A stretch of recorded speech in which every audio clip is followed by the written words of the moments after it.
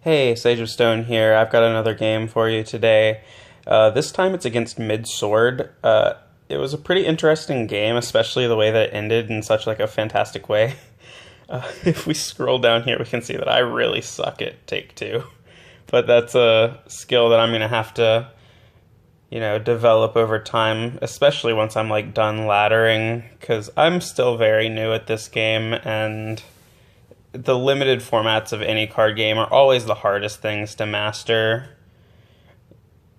So I end up going first, which is actually like not my favorite thing to do in the sword matchups generally. Like I really like getting more cards in this matchup. That way I can run them out and like try and sustain harder. I found that I actually lose to like aggro sword more often on the draw or on the play when I'm on the play, when they're on the draw, because they just never run out of cards at that point.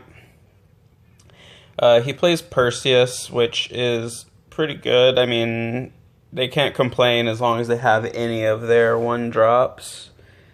I know whenever I play any aggro deck, I never draw any of the 1-drops, even if I play like 11 of them, so it's not really for me.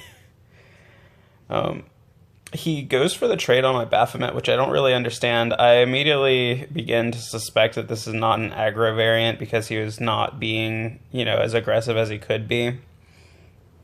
But pretty much every sword deck is inherently like the same little package at the beginning. You're going to see like the same plays.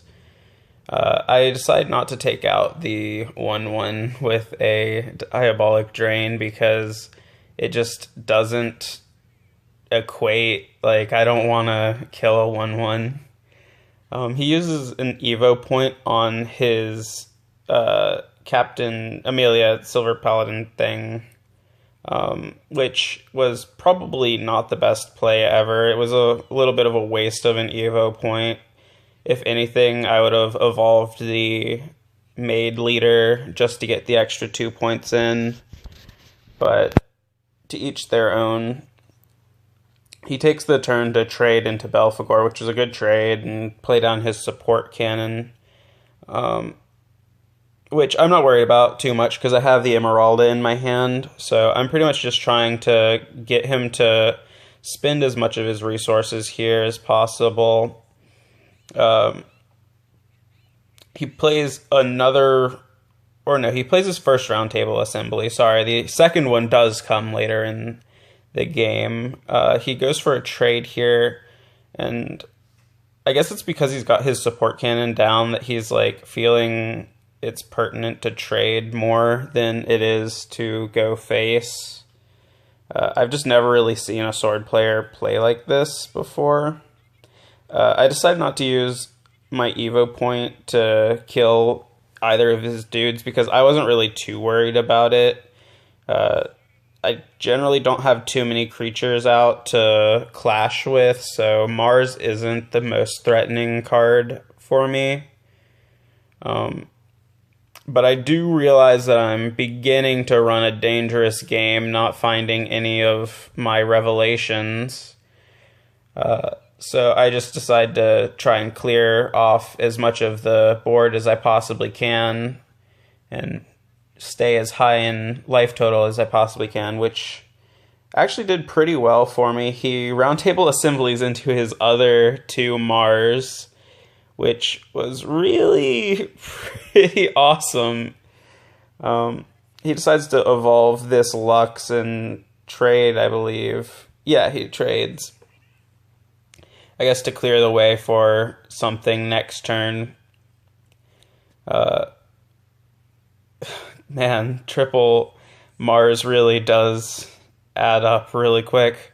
So I decide, I have no revelations. I'm just going to try and race him here. And he drops Albert, and this is the only time I've ever been happy to see an enhanced evolved Albert. And I'm pretty sure this is the only time I'm ever going to be happy to see an evolved enhanced Albert with 3 Mars on the field, because it means that he missed lethal and he was dead to my Azazel combo. But in like every other instance, I'm pretty sure that I would have just been dead. So That was a really interesting way to finish the game off. And I do see that without going first, I would have probably lost that game, which makes it even more interesting considering I do prefer to go second in the Swordcraft game. But I guess it worked out this time. Anyway, if you liked what you see, please subscribe and tune in next time.